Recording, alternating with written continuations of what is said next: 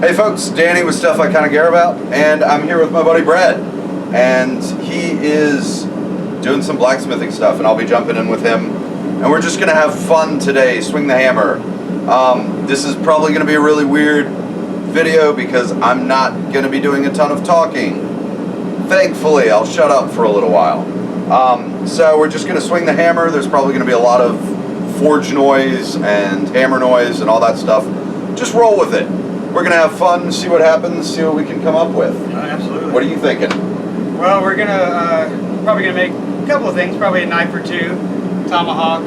You know, we'll just play around and see what happens. I love it. Yeah. All right, so I'm gonna turn you off so that we can get situated, and then you can come back and see what we're doing when we look like we actually know what we're doing. All right, so I'm gonna take you on a quick tour of the shop. There's Brad. This is anvil, this is forge. The forge is super sexy. I'm kind of in love with it. Oh my gosh. Yeah, I switched to propane after I first started out with coal.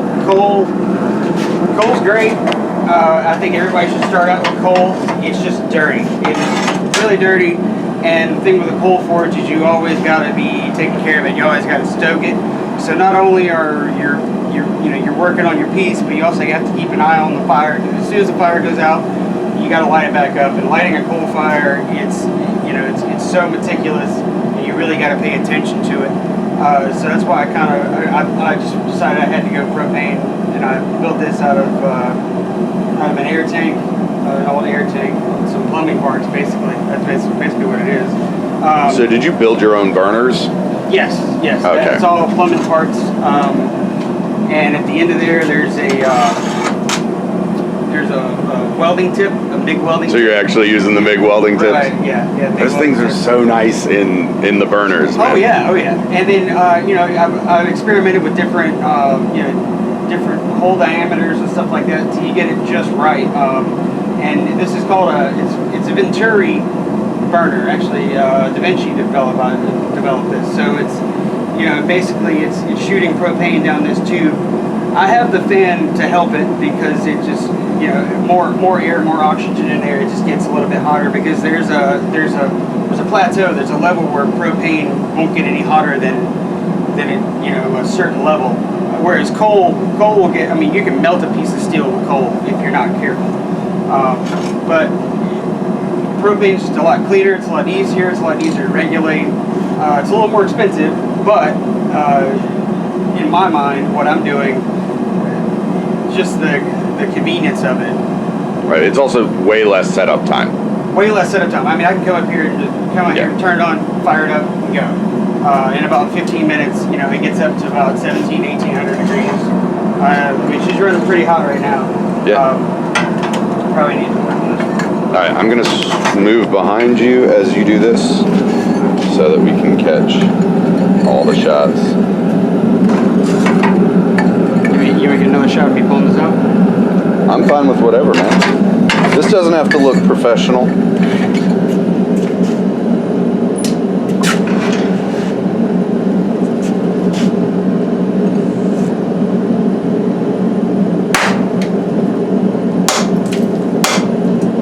That loud pop is the water that was still on that punch. It's kind of cool.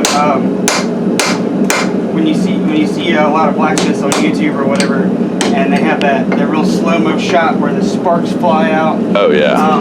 What they actually do is they put water on the face of the anvil, and it makes a loud pop, and it shoots everything.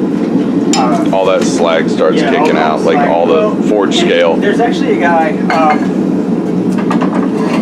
who does that to get the scale off of his piece. He'll actually dunk in water for a hot second and then hit it, and all the scale just flies off. Sweet. So what are you forging on right now? Like, what steel are you working? I'm using railroad spikes, only because I have so many of them now. When I first got started, I kind of threw it out there. Hey, anybody have railroad spikes or know where I can get railroad spikes? And everybody just came out the woodwork. It's like, hey, I got railroad spikes, man. Left and right, people were coming out. And there's different. The older ones are a lot better. They'll have a HC on it. Some of them will say MC. Now, there's a lot of people I've read that HC and MC don't mean anything. But in my mind, from my experience, HC might mean high carbon because there is a difference in the MCs and the HCs. You can also test the carbon of a piece of steel by grinding it and looking at the sparks. I mean, you can make a blade out of anything, but the more carbon you have, the sharper it's going to last. It'll help with edge retention. That's right, exactly. Yeah. You can actually like harden and temper it properly. Yes, exactly. Yeah. And tempering and hardening, that's a whole other science in itself. Yeah, that's something that I ended up getting into actually a decent amount. And that was a super fun. It's kind of like you know how they say cooking's an art, baking's a science. Right. Like the recipe of the steel and the way you temper it is super science. It's super specific to the steel.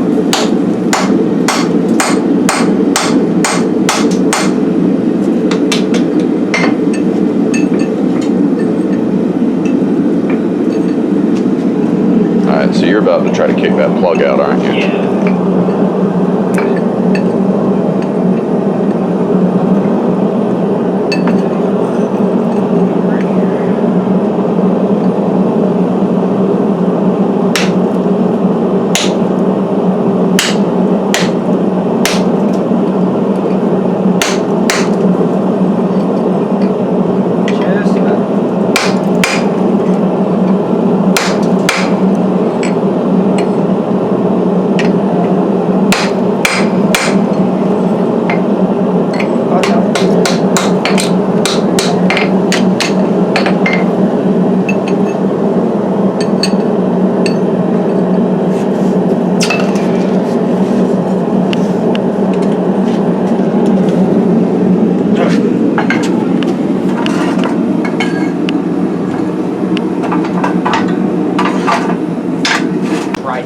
So my first time, I literally tried blacksmithing before I really knew anything. And I actually, I tried, so it's really funny, I actually did a cable Damascus straight razor before I even really knew much of anything. And it came out, like it looks decent. You wanna try some cable Damascus, dude? No, never again. What? Have you ever done it? Once. I need another hammer though. I need. You need a striker? Yes. Oh, well then let's do it. Okay, so we've decided to change direction a little bit. Since there are two of us here, and Brad doesn't get an opportunity to forge weld very often, we're actually going to take some of this beautiful cable. We've already cut a length about this long, and we welded a big old stick of rebar to the end of it. And it's currently in the forge with some flux on it, getting a good heat to it, trying to burn off some of the grease and stuff that's on here. I'm about to shift the camera up. We're about to use this post vise to twist it back into shape, because as it heats, it tends to expand. So we're going to twist it back, probably throw it in for another heat, and then try to get a good hammer on it.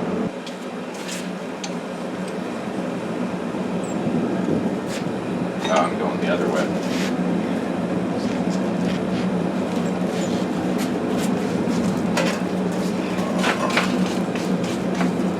You definitely don't want to get that scale mixed in there. Right.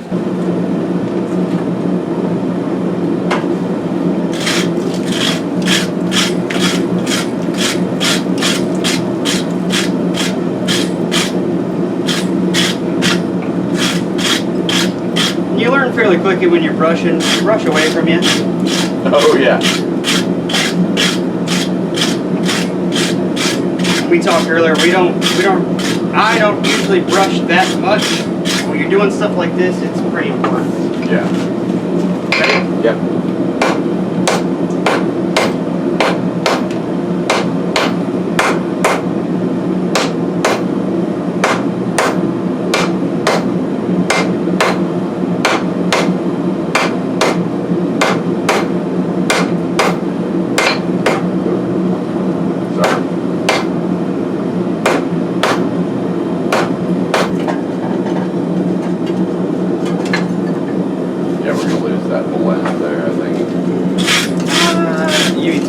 top end? Yeah.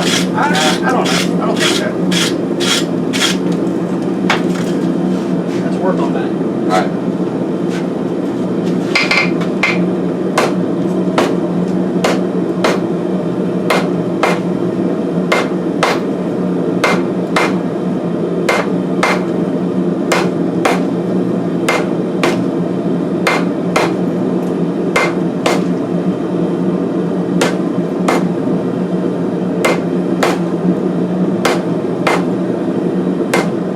Yeah, it's just not.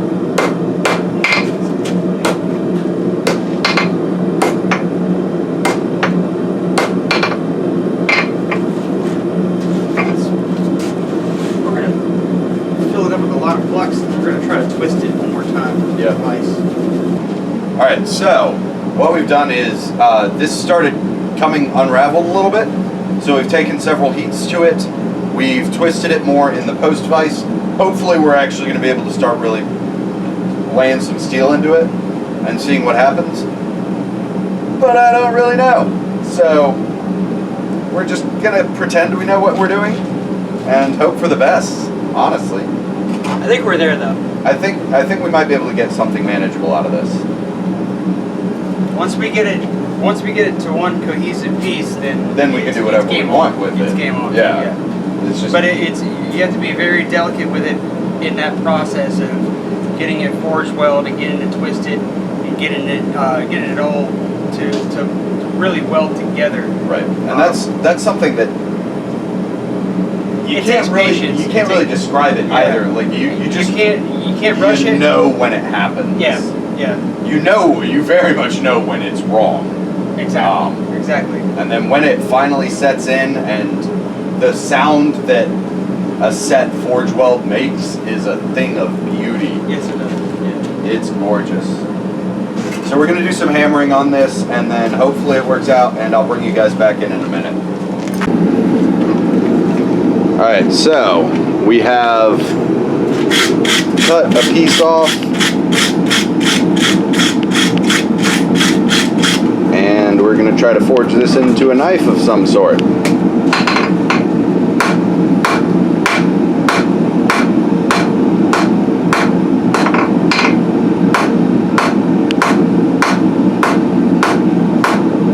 I'm not too really worried about making a shape right now. I'm really worried about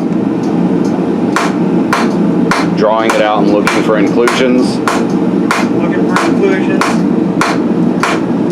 getting a nice solid piece out of it. So those of you who aren't aware, inclusions are where slag has been included into the forge weld. And so it'll create little pockets of imperfections that are basically death for a knife. Yeah. Inclusions form a crack, just Yep. like right there. You can, like that'll obviously be cut off, but I have to cut it off right there and then make sure that that doesn't run All the way up. because you can kind of see the line still of where the cable has been twisted. Like you can see a little bit right there.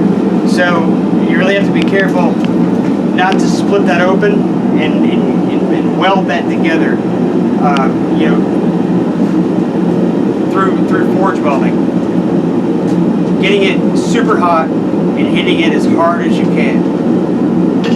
And you don't want to hit this cold because that will form very tiny, minute fractures in the steel that will eventually become huge cracks.